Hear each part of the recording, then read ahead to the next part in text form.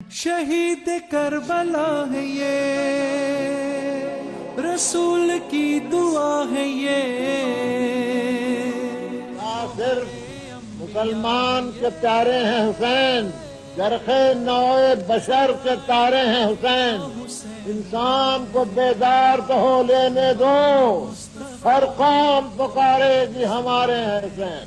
حسین منی و انا من الحسین۔ بسم اللہ الرحمن الرحیم، الحمدللہ رب العالمین، والصلاة والسلام علی سید الانبیاء والمرسلین۔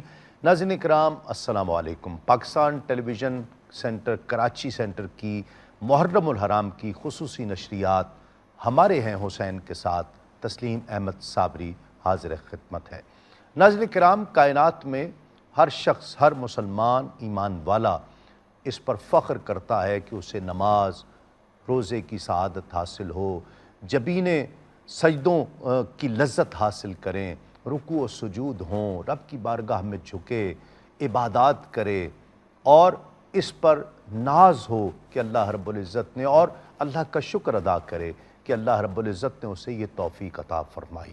چند ہستیاں کائنات میں ایسی بھی ہیں کہ جن پر نمازیں ناز کرتی ہیں، جن پر سجدے ناز کرتے ہیں۔ امام علی مقام امام حسین رضی اللہ تعالیٰ عنہ وہی شخصیت ہیں کہ جن پر سجدے ناز کرتے ہیں کہ ہمیں کس نے ادا کیا ہے، ان پر نمازیں ناز کرتی ہیں، عبادات جن پر فخر کرتی ہیں، رب جن پر ناز کرتا ہے، یہ وہ ہستیاں ہیں۔ حضور نبی کریم صلی اللہ علیہ وآلہ وسلم فرمایا کرتے، جب بھی مخدومہ کائنات کو، حسین کو لاؤ یا حسن کو لاؤ تو فرمایا کرتے، بیٹا میرے بیٹوں کو لاؤ، میرے بچوں کو لے کر آؤ، جنہیں آقا علیہ السلام نے اپنے بچے کہا ہو۔ کیا مقام ہوگا اس ہستی کا کہ امام علی مقام کے لیے جب بھی امام حسین اور امام حسن آیا کرتے، آقا علیہ السلام انہیں چوما کرتے، انہیں سونگا کرتے اور فرمایا کرتے کہ یہ میرے پھول ہیں، جن کے لیے یہ قاعدہ اور قانون بنا دیا گیا کہ میں ان سے محبت کرتا ہوں، تم بھی ان سے محبت کرو۔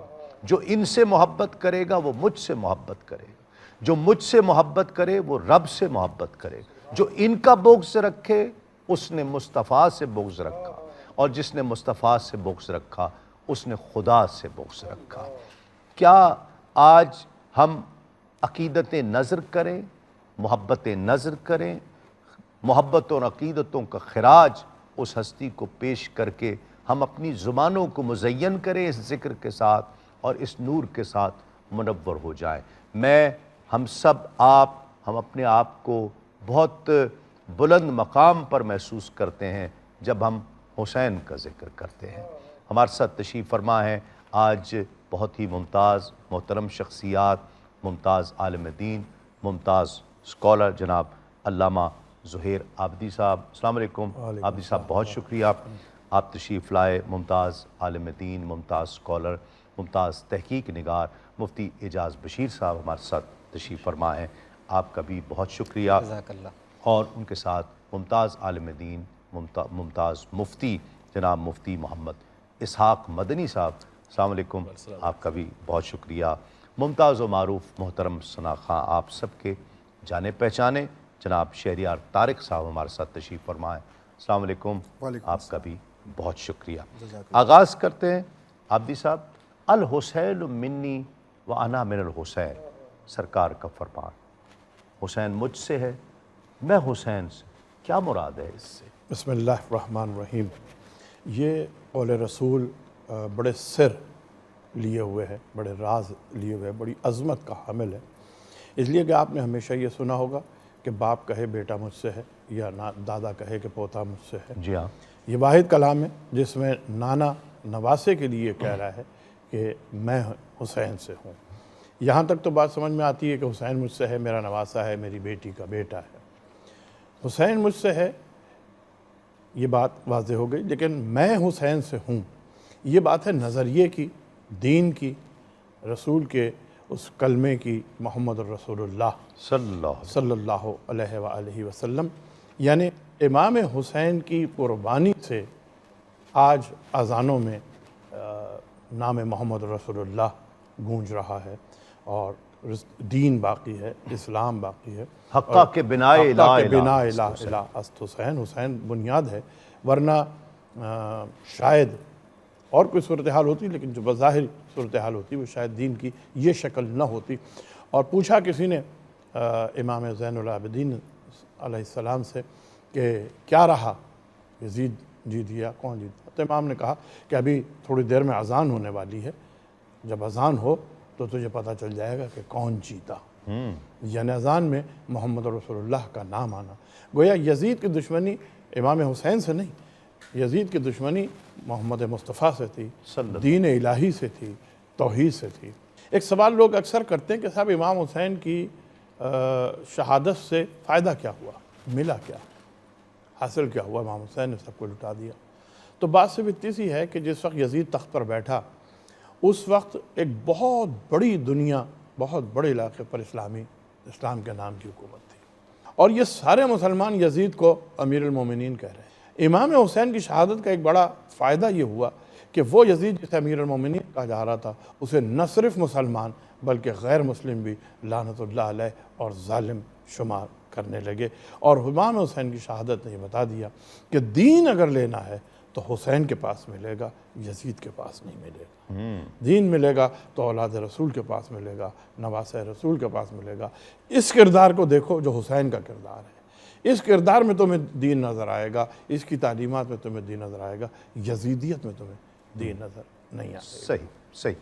مفتی صاحب یہی سوال میں سمجھتا ہوں کہ اگر ہم اس پر 5 پروگرامز 50 پروگرامز کریں تو شاید ہم اس کی تشریح نہیں کر پائیں۔ ایسے ہی حسین مجھ سے ہے سمجھ میں آتی ہے، میں حسین سے ہوں، کیا مراد ہے؟ بسم اللہ الرحمن الرحیم۔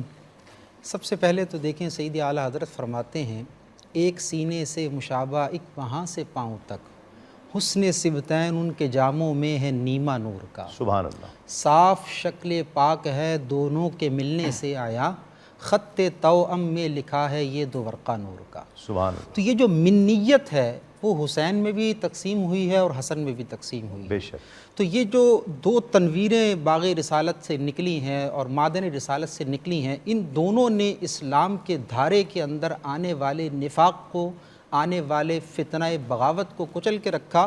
اور یہ اسی اعتبار سے دیکھیں آپ کے امام حسن کے پاس جو سیادت، جو صلاحیت، جو قیادت ہے، تو دوسری جانب امام حسین کے پاس کربلا میں شجاعت، بہادری اور شہادت ہے۔ اب یہاں پر بات یہ ہے کہ امام حسین علیہ السلام کے اندر جو منیت ہم تلاش کرتے ہیں اس کی بے شمار جہتیں موجود ہیں۔ سب سے پہلی بات، جیسے کہ ہم نے پہلے بھی ذکر کیا تھا گزشتہ ایک پروگرام کے اندر، کہ نبی کریم صلی اللہ تعالی علیہ وسلم کی طرف سے جو ذمہ داری آپ کو تفویض کی گئی تھی، یہ تسلسل چلتا ہے اقبال کے اس شعر سے، اگر اس کو ریلیٹ کریں تو منیت اور واضح ہو جائے گی۔ غریب و سادہ و رنگی ہے داستان حرم، نہایت اس کی حسین ابتدا ہے اسماعیل۔ تو یہ وہ جو منیت وہاں پر وہ پریکٹیکل جو تھا وہ دمبے کی شکل میں آ گیا، اور اللہ رب العالمین نے اس کو قبول فرمایا، یہ اس کی شان کریمی ہے، اور ابراہیم علیہ السلام کا وہ خواب سچ ہو گیا۔ لیکن اللہ تبارک و تعالیٰ نے اس پیغمبر رسالت معاف صلی اللہ علیہ وسلم کو جو معجزات دیے ہیں وہ سابقہ انبیاء کو نہیں دیے، بلکہ ان سے بڑھ کر عطا فرمائے ہیں۔ حسن یوسف، دم عیسیٰ، ید بیدا داری، آنچ طوبہ ہما دارن تو تنہا داری والی بات۔ تو اب وہ جو ایک رویا باقی تھا اس کا تسلسل چلتا رہا، اور وہ نبی کریم صلی اللہ تعالی علیہ وسلم نے اور آپ کی آل نے ادا کرنا تھا۔ تو اس اعتبار سے منیت کو حضرت امام حسین کے ساتھ منسوب کیا گیا، اور وہ جو چیز قد صدقت الرؤیا والے قرآن کے اندر موجود تھی اس کا حقیقی تصور واقعہ کربلا کے اندر مجسم صورت میں ہمارے سامنے نظر آتا ہے۔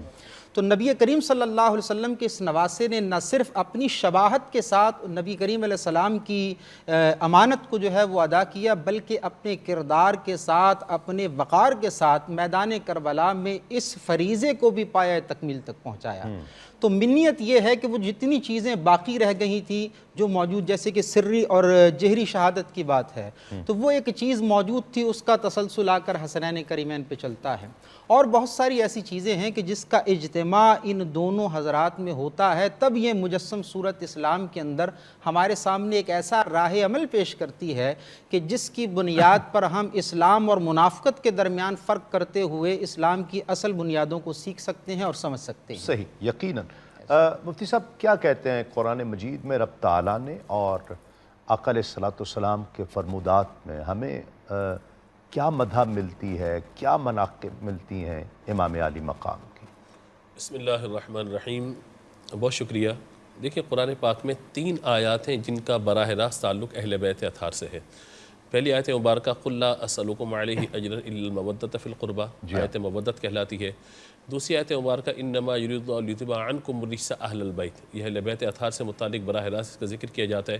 اسی طریقے سے سورہ کوثر کا جو شان نزول ہے اس پہ بھی بعض علماء کی رائے یہ ہے کہ سیدہ بی بی فاطمہ الزہرا طیبہ طاہرہ رضی اللہ تعالی عنہا کی شان میں اس سورہ مبارکہ کا ذکر فرمایا گیا.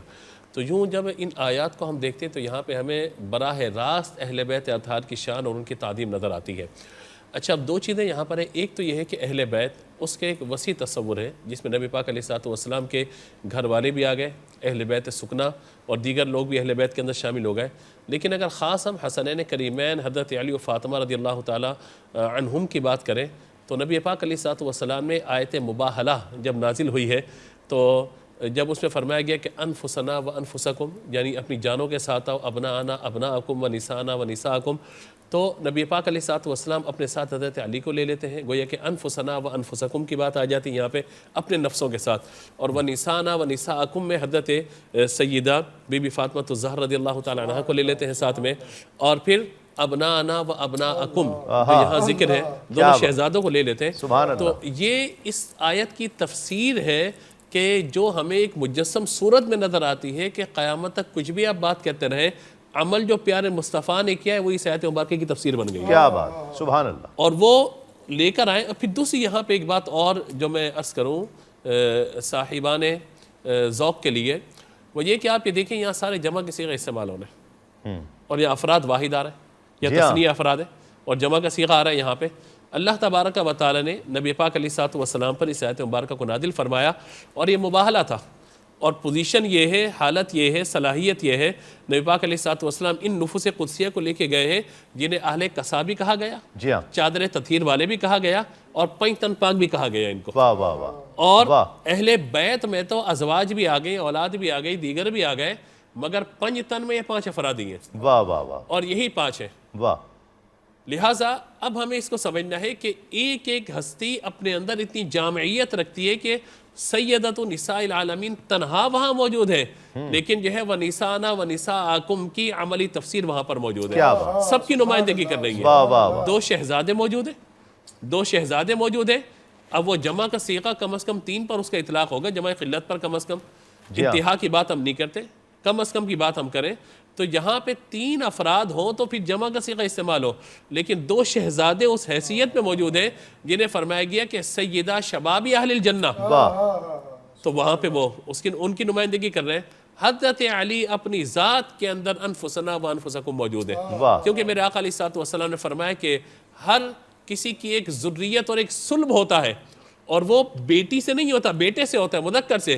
لیکن اللہ تبارک و تعالی نے میرا صلب جو ہے وہ حضرت علی کے ذریعے بی بی فاطمہ الزہرا رضی اللہ تعالیٰ عنہ پھر ان کی اولاد.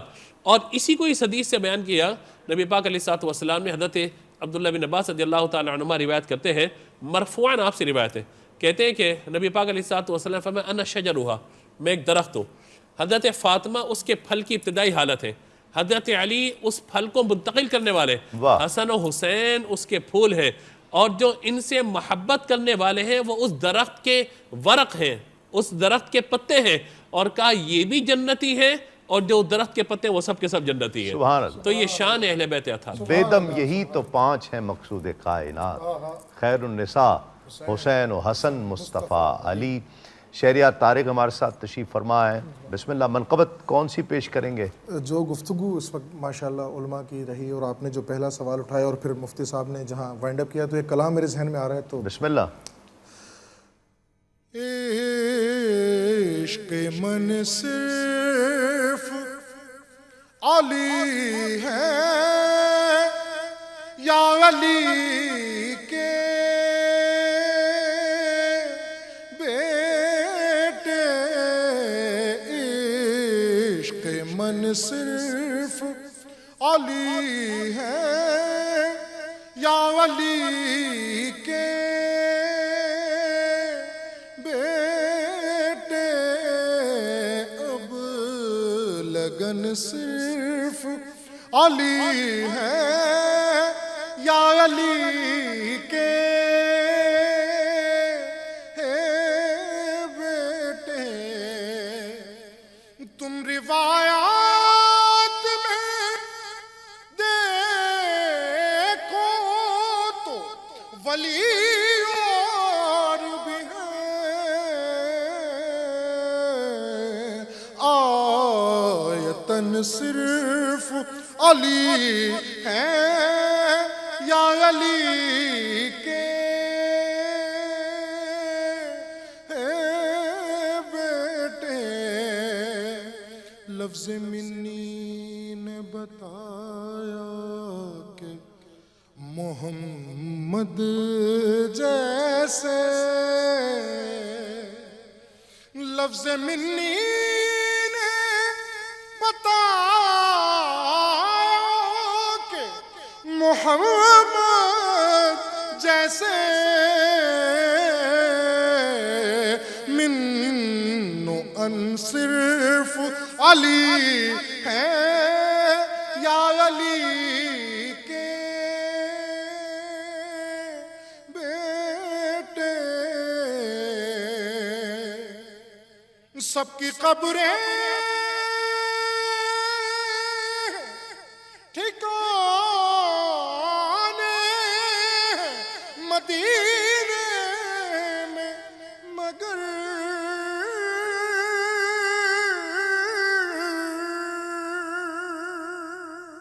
सबकी कब्रें ठिकाने मदीने में, मगर बेवतन सिर्फ अली है या अली के बेटे। शहीद करबला है ये, रसूल की दुआ है ये। सिर्फ मुसलमान के प्यारे हैं हुसैन, जरखे नौए बशर के तारे हैं हुसैन। इंसान को बेदार तो हो लेने दो, हर कौम पुकारेगी हमारे हैं हुसैन। हुसैनो मिन्नी व अना मिनल हुसैन। शहीद करबला है ये, रसूल की दुआ है ये।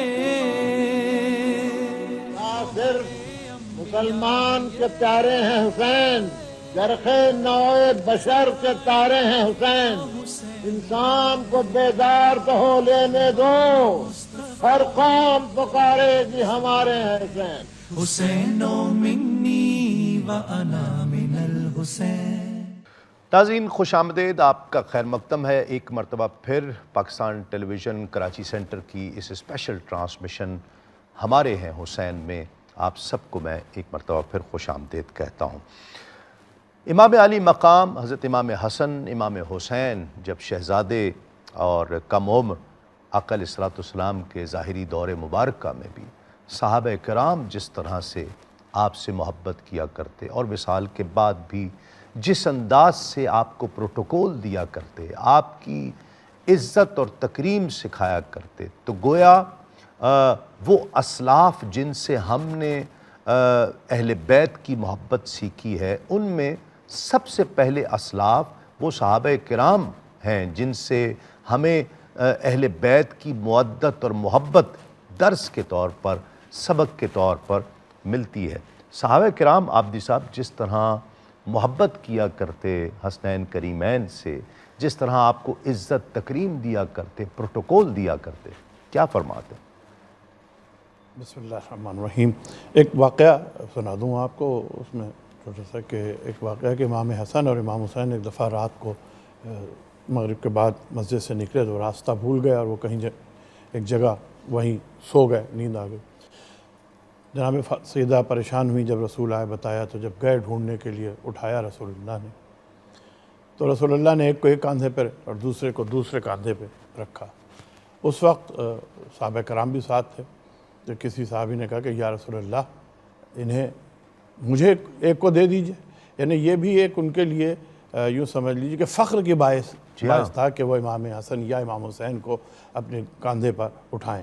اسی لیے ان کا یا رسول اللہ ایک کو مجھے دے دیجئے. تو امام سرکار ختم مرتبہ نے فرمایا کہ نہیں، میں ہی ان دونوں کو اٹھاؤں گا، یہ میرے دونوں جنت کے پھول ہیں.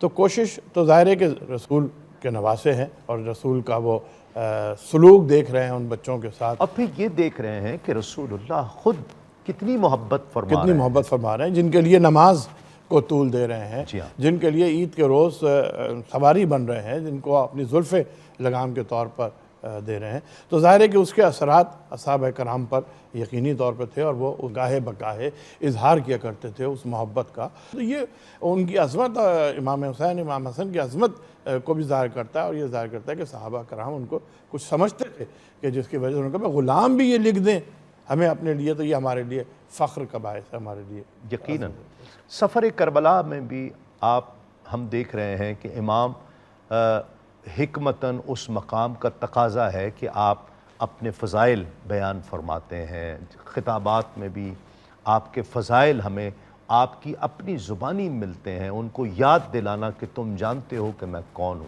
کیا کہتے ہیں؟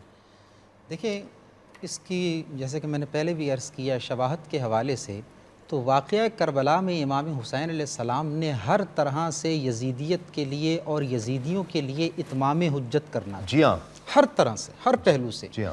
اس لیے جہاں تک شباہت حسین کا تعلق ہے وہ بھی ان کے سامنے موجود تھی. حضرت امام علی اکبر شباہت رکھتے ہیں، وہ بھی وہاں موجود ہیں. حضرت عباس علمدار شباہت رکھتے ہیں، وہ بھی موجود ہیں.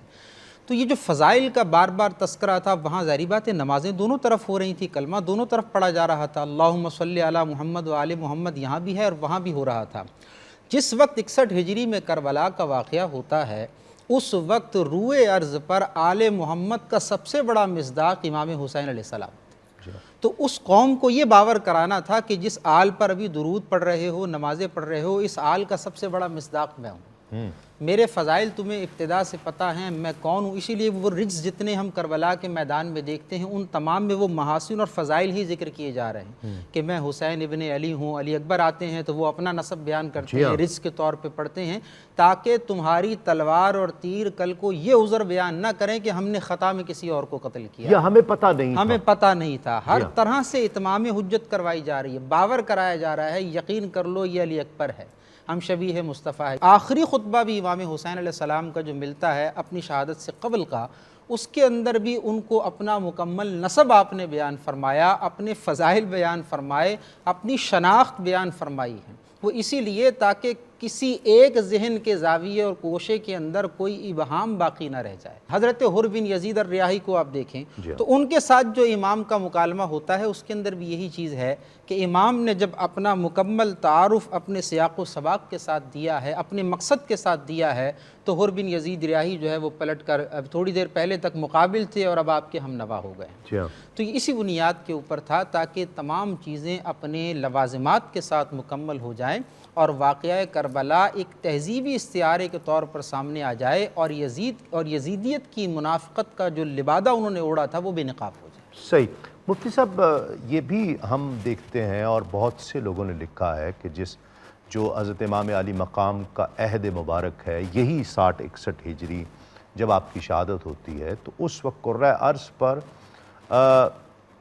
امام علی مقام سے بڑھ کر کوئی شخصیت نہیں ہے کہ جنہیں رسول اللہ کی صحبت بھی حاصل رہی ہے، نسب بھی رسول اللہ کا ہے، حسب میں بھی سب سے اعلیٰ ہیں، افضل ہیں.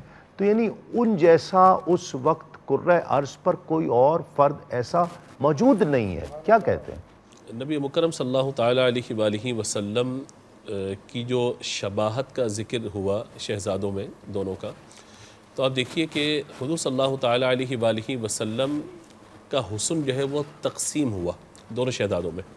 اچھا، اس تقسیم کے لیے بھی آپ یہ دیکھیے کہ نبی پاک علیہ السلام کی جو لاڈلی شہزادی ان کا لقب ہے زہرا. زہرا کلی کی اس کیفیت کو کہا جاتا ہے کہ جو ابھی مکمل طور پہ کھل نہ پائی ہو، جو پھول کی طرح کھل نہ پائی ہو، کیونکہ ان پر ایک حسن کا پردہ ہے، تو وہ کھل کر بھی اس کا حسن ظاہر نہیں ہو سکتا. اب وہ حسن تقسیم ہوا دونوں شہزادوں کے اندر. اسی لیے جب نبی مکرم علیہ الصلوۃ والسلام کی خدمت میں دونوں شہزادوں کو لے کر آئی تھی کہ ان دونوں کو عطا کیجئے، تو جہاں حسن تقسیم ہوا ہے وہاں دونوں کے لیے کچھ اور تقسیمات بھی ہیں. کہا کہ میں نے حسن کو گویا کہ لکھنے کی اور یہ جو قیادت کا معاملہ ہے یہ میں نے حسن کو دیا اور حسین کو شجاعت کا معاملہ دیا.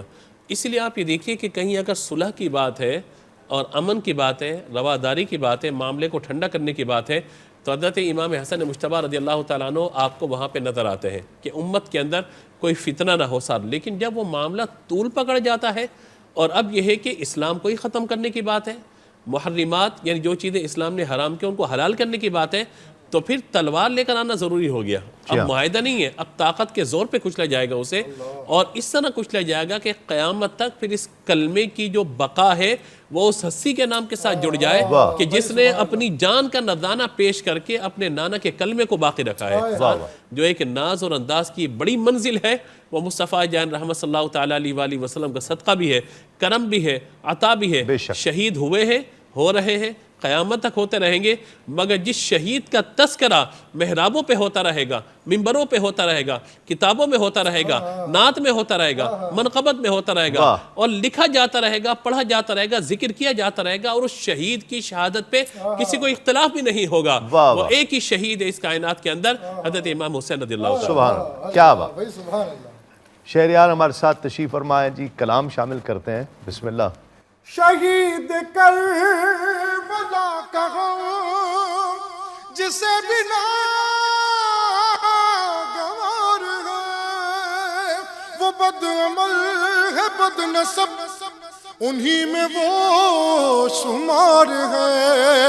ارے او دشمن ازل، ارے او دشمن ازل، مر ذرا لحد میں چل، پتا چلے گا کیا حسین ہے. مولا حسین ہے، ہمارا بادشاہ حسین ہے. یہ بات کس قدر ہنسی، یہ بات کس قدر ہنسی جو کہہ گئے معین الدین کہ دین کی پناہ حسین ہے. مولا حسین ہے، ہمارا بادشاہ حسین ہے. کرے جو کوئی ہم سری کسی کی کیا مجال ہے، جہاں میں ہر لحاظ سے حسین بے مثال ہے.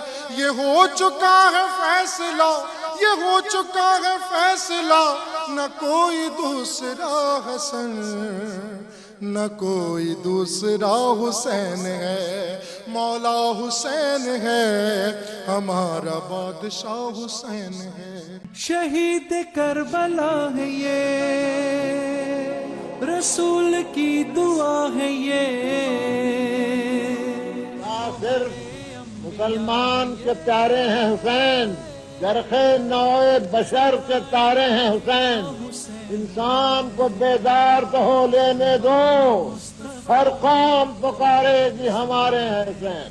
حسین منی وانا من الحسین.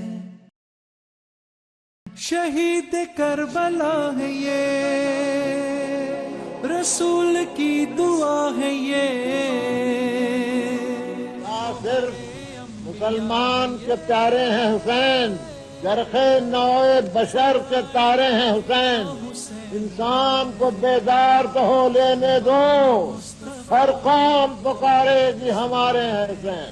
حسین منی وانا من الحسین. ناظرین خوش آمدید، آپ سب کا خیر مقدم ہے. ایک مرتبہ پھر ہمارے ہیں حسین پروگرام آپ دیکھ رہے ہیں. تسنیم صابری کے ساتھ ہمارے ساتھ اسکالرز حضرات تشریف فرما ہیں. تاریخ میں جتنا ادب ہم دیکھتے ہیں، مناقب کے باب میں جتنا حسین کے لیے لکھا گیا ہے، اتنا مناقب کے باب میں اور کسی کے لیے نہیں لکھا گیا. کیا کہتے ہیں؟ اس میں ایک عجیب بات تو یہ ہے کہ ایک تو تحریر میں، تقریر میں، نظم میں، نثر میں، یعنی ہر صورت میں امام حسین کی مدح لکھا گیا. دوسرا پہلو یہ ہے کہ صرف مسلمانوں نے نہیں، یہودیوں نے، عیسائیوں نے، ہندوؤں نے وہ جو خدا کو نہیں مان رہے تھے انہوں نے بھی امام حسین کی مدح کو بیان کیا ہے. اور وہ جو ابھی آپ نے شعر پڑھا تھا جوش کا کہ انسان کو بیدار تو ہو لینے دو، ہر قوم پکارے گی ہمارے انسان، تو ہر قوم نے امام حسین کی فضیلتوں کو بیان کیا. اس کی وجہ یہ ہے کہ امام حسین کی جو قربانی تھی وہ کسی مسلک کے لیے نہیں تھی، کسی فقہ کے لیے نہیں تھی، کسی گروپ کے لیے نہیں تھی، کسی طبقے کے لیے نہیں تھی. امام حسین کی جو قربانی تھی وہ عظمت انسانی کی سربلندی کے لیے تھی. واہ. کہ انسان غلام بن کے نہ جیے. انسان کو پروردگار نے آزاد پیدا کیا ہے، اگر اسے غلامی کرنی ہے تو خدائے وحدہ لا شریک کی غلامی کرے، کسی انسان کی غلامی نہ کرے. کسی انسان کے ظلم و ستم کو اس کی طاقت کی بنیاد پر یا اس کی کثرت کی بنیاد پر نہ سہے، بلکہ وہ بارگاہ الہی میں اپنا سر کٹوا دے اور اس باطل کے آگے اپنے سر کو نہ جھکائے. تو دنیا نے یہ محسوس کیا کہ آزادی کا پیغام، عظمت بشر کا پیغام امام حسین علیہ السلام نے دیا ہے، کسی مسلک اور فقہ کی بقا کا پیغام امام حسین نے نہیں دیا. مفتی صاحب کتنی بدبختی ہوگی کہ جس قربانی کو، جس شہادت کو غیر مسلم بھی تسلیم کرتے ہوں اور یہ سمجھتے ہوں اور کسی مذہب، مسلک، فرقے سے ماوراء سمجھتے ہوں کہ یہ ایک انسانیت کے لیے آپ نے شہادت اختیار کی ہے اور قربانی پیش کی ہے، لیکن اگر کوئی کلمہ گو اس کو تسلیم نہ کرے، مانے نہ کہ یہ راہ عظیمت پر چلنا تھا اور اس قربانی سے حاصل کیا ہوا ہے، تو یہ بدبختی نہیں ہے؟ دیکھیں بات یہ ہے کہ جیسا کہ بھی ذکر کر رہے ہیں، پنڈت جواہر لال نہرو نے امام حسین علیہ السلام کی اس قربانی کے حوالے سے کہا تھا کہ حسین صرف مسلمانوں کے لیے قربانی پیش کر کے نہیں گیا، بلکہ حسین نے اقوام عالم کے لیے قربانی کا ایک ایسا قابل تقلید نمونہ پیش کیا ہے کہ اگر کوئی کامیابی چاہتا ہے تو حسین کے اسوہ کو کربلا میں تلاش کر لے. تو ایک ہندو کو یہ بات سمجھ آ رہی ہے. نیلسن منڈیلا کا بڑا مشہور واقعہ جو قید و بند کے اندر انہوں نے ایک وقت گزارا اور اس کے بعد ایک شب ان کو کہا گیا کہ بھائی یہ ہماری شرائط ہیں، اس پر آپ سگنیچر کر لیں، ہم آپ کو رہا کر دیں گے. تو نیلسن کہتا ہے کہ میں کافی تنگ تو آ چکا تھا، تو میرا ارادہ تھا کہ میں صبح کے وقت جو ہے اس دستاویز پہ دستخط کر دوں، لیکن جب میں نے امام حسین کی اچانک وہ کربلا میں وہ قربانی، وہ چیزیں سارا تصور میرے سامنے آیا، تو کہتے ہیں کہ میں نے وہ کاغذات جو ہے وہ ویسے کہ ویسے واپس لوٹا دیے. تو اب یہاں پر دیکھیں کہ ایک ہندو کو دوسرا نیلسن منڈیلا ہے، ایسے ہزاروں لوگ دنیا کے اندر مل جائیں گے، لیکن بات کیا ہے؟ یہ بات ہے قرآن کی. اللہ رب العالمین ارشاد فرماتا ہے جس کا خلاصہ یہ ہے کہ ان کی آنکھیں اندھی نہیں ہوئی، ان کے دل اندھے ہو گئے ہیں. مہر لگ گئی. مہر لگ گئی، ختم اللہ علی قلوبہم والی بات ہے. تو یہاں تو آج کے لوگ معاصرین ہیں جو حسین کی قربانی پر اور ان کے مقصد پر اعتراض کر رہے ہیں. جیسا کہ میں نے اپنے پہلی گفتگو میں بھی کہا، وہاں تو مجسم شبیہ مصطفیٰ سامنے کھڑی ہے، اپنا تعارف پیش کر رہی ہے، آنکھوں سے اس کے جلوہ زیبا کو دیکھا بھی جا رہا ہے، زبان سے اس کی گفتار دل پذیر کو سنا بھی جا رہا ہے، اور ہر طرح سے وہ آیات قرآنی پڑھ کے بھی سمجھا رہا ہے، نانا کے فرامین پڑھ کے بھی سمجھا رہا ہے. لیکن اس کے باوجود وہ قسط قلوبہم والی جو صفت ہے وہ ان بدبختوں کے اندر ایسی پختہ ہو گئی تھی کہ وہ ماننے کو تیار نہیں. تو یہ ایک چیز اور ایک رویہ ہے، ہر زمانے کے اندر ایسا ہوتا ہے. لیکن جو حق ہوتا ہے وہ اپنی حقانیت کو خود بخود منوا لیتا ہے، جبکہ باطل کا جو ایگزسٹ کرنا ہوتا ہے وہ بہت ٹیمپریری ہوتا ہے، تھوڑے سے عرصے کے لیے ہوتا ہے. تو حسین نے جو لازوال نقوش چھوڑے ہیں اس نے اپنی حقانیت کی بنیاد پر اگر جواہر لال نہرو کو متاثر کر دیا ہے، نیلسن منڈیلا کو متاثر کر دیا ہے، ہزارہا لوگوں کو، حتیٰ کہ یہودی جو یزید کے دربار میں تھا اور اس نے وہ واقعہ دیکھا، امام ابن خلکان اس کو لکھتے ہیں، تو اس نے کہا کہ یہ کٹے ہوئے سفیر کی حیثیت سے وہ آیا تھا. اس نے کہا یہ کٹے ہوئے سر کس کے ہیں؟ یہ نیزوں پہ بلند کون سے قیدی ہیں، کون سے دشمن ہیں؟ تو کسی نے اس کو بتایا کہ بھائی یہ حسین کے سر. اس نے کون؟ تو تعارف جب پوچھا تو پتہ لگا کہ یہ نواسۂ رسول ہیں جس کا مسلمان کلمہ پڑھتے ہیں. تو اس وقت اس نے وہ تاریخ ساز جملہ کہا کہ مجھے نہیں پتا کہ میں انبیاء بنی اسرائیل کی کتنیویں نسل میں سے ہوں، 60 یا 70 نسلیں میرے آباء و اجداد کی گزر چکی ہیں، لیکن آج بھی میں کسی یہودی اور اسرائیلی بستی کے اندر جاتا ہوں تو وہ میرے قدم زمین پر نہیں لگنے دیتے. اور خدا کا خوف کرو کہ تم نے صرف ایک چند دہائیوں کے فرق کے ساتھ اپنے نبی کے نواسے کے ساتھ یہ سلوک کیا ہے کہ اس کی گردن کو کاٹ کر نیزوں پر بلند کر دیا ہے۔ تو اگر واقعہ کربلا اور پیغام حسین متاثر کر رہا ہے، یہ بھی اللہ کی توفیق ہے کہ یہودی کو بھی متاثر کر رہا ہے، یہاں ہندوؤں کو بھی کر رہا ہے۔ اگر اللہ نے کسی کا انتخاب نہیں کیا ہدایت کی طرف اور اس کو یہ توفیق نہیں دی ہے تو وہ یقینی طور پر اس کے اندر سے نیگیٹو پہلو ہی نکالے گا، اور یہ بدبختی ہی کی علامت ہے۔ جی عشق کی راہ نہ چل خبر ہے شرط، اول گام ترک سر ہے شرط۔ حسینی ہونے کے لیے ترک سر کا جذبہ لے کے آپ آئیں تو پھر حسینی ہو سکتے ہیں۔ کیا بات۔ ام المومنین حضرت عائشہ صدیقہ رضی اللہ تعالیٰ فرماتی ہیں کہ آقا علیہ السلام تشریف لا رہے تھے میرے گھر، اور راستے میں سیدہ کائنات کے گھر سے گزرے تو اندر سے حسین کے رونے کی آواز آئی۔ آقا علیہ السلام نے فرمایا، فاطمہ تمہیں معلوم نہیں ہے کہ حسین کے رونے سے مجھے تکلیف ہوتی ہے، اسے خاموش کراؤ۔ اس حسین کے لیے اگر ہم ایسا سوچتے ہیں کہ جس کی تکلیف سے، اس خیال سے کہ میں سجدے سے اٹھوں اور حسین نیچے گر جائے تو اسے تکلیف نہ ہو، سجدے کو طول دے دیں نبی کریم صلی اللہ علیہ وآلہ وسلم۔ انہیں آقا علیہ السلام کو کتنی تکلیف ہو رہی ہے اپنے شہزادوں کی تکلیف سے۔ آپ کا حسین کا رونا جس نبی سے، اللہ کے محبوب سے برداشت نہیں ہوتا ہے، امت نے کیا کیا اس کے لیے۔ حضرت سلمان فارسی رضی اللہ تعالیٰ عنہ روایت کرتے ہیں، یہ حسن و حسین کی شان میں حضرت سلمان فارسی بیان کرتے ہیں کہ دوپہر کا وقت تھا، دھوپ تھی بہت زیادہ، آقا علیہ السلام کے ساتھ ہم حاضر تھے، آقا علیہ السلام تشریف فرما تھے کہ ایک شخص آیا اور زور زور سے کہنے لگا کہ یا رسول اللہ، حسن و حسین کہیں گم ہو گئے ہیں، مل نہیں رہے، کم عمر تھے۔ آقا علیہ السلام اٹھے اور تلاش کرنے کے لیے روانہ ہوئے، صحابہ کرام بھی۔ حضرت سلمان فارسی فرماتے ہیں کہ میں حضور کے ساتھ ہو گیا، وہ پہاڑی تھی ایک، کچھ دائیں طرف صحابہ تلاش کرنے گئے، کو بائیں طرف، کہا میں آقا علیہ السلام کے ساتھ ہو گیا۔ جب وہ گھاٹی کراس کی تو وہاں پر ایک عجیب منظر دیکھا، آقا علیہ السلام پسینے سے شرابور وہاں پہنچتے ہیں کہ حسن و حسین وہاں پر ایک دوسرے سے لپٹے ہوئے کھڑے ہیں، اور سامنے ایک اژدہا ہے جو پھن پھیلائے کھڑا ہے۔ روایت میں آتا ہے کہ وہ اژدہا تو آقا علیہ السلام کو دیکھتے ہی دم دبا کر بھاگ گیا۔ آقا علیہ السلام نے کم و بیش دوڑتے ہوئے حسن و حسین کے قریب پہنچے اور ان دونوں کو گلے سے لگا لیا اور ایک جملہ کہا، آج ہم یہ کہتے ہیں کہ اے اللہ کے رسول، صحابہ کہتے تھے کہ آپ پر ہمارے ماں باپ قربان ہو جائیں۔ وہ کون سی ہستی ہے کہ جسے رسول اللہ کہیں کہ تم پر میرے ماں باپ قربان ہو جائیں۔ حسن و حسین کو فرمایا، اے حسن اے حسین، تم پر میرے ماں باپ قربان ہو جائیں، تم رب کی بارگاہ میں کتنی عز و شرف والے ہو۔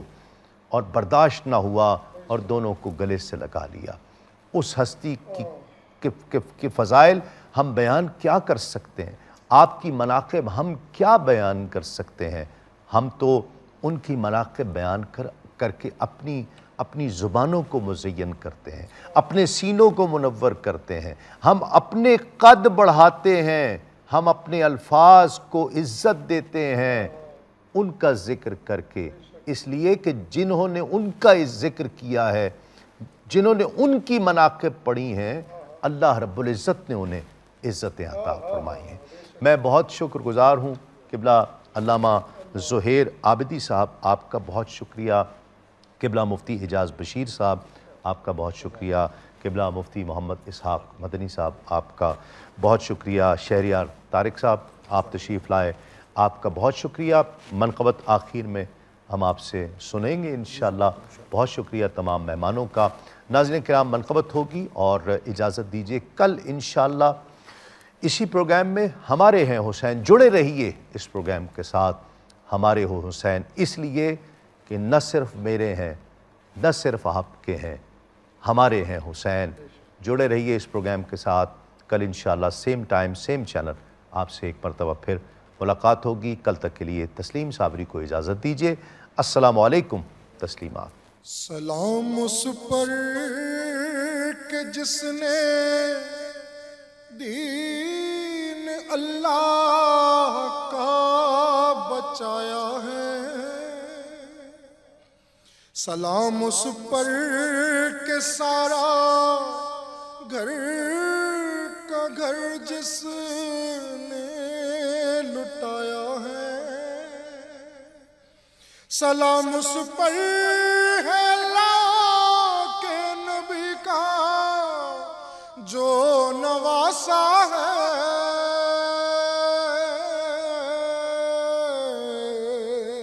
لڑا تنہا ہی دشمن سے وہ بھوکا اور پیاسا ہے. سلام اس پر جو پانی نہر سے آخر لے آیا ہے. پیا نہ گھونٹ بھی اور بازوؤں کو وار آیا ہے. سلام اس پر شبیہ مصطفیٰ ہے چھلنی سینہ ہے.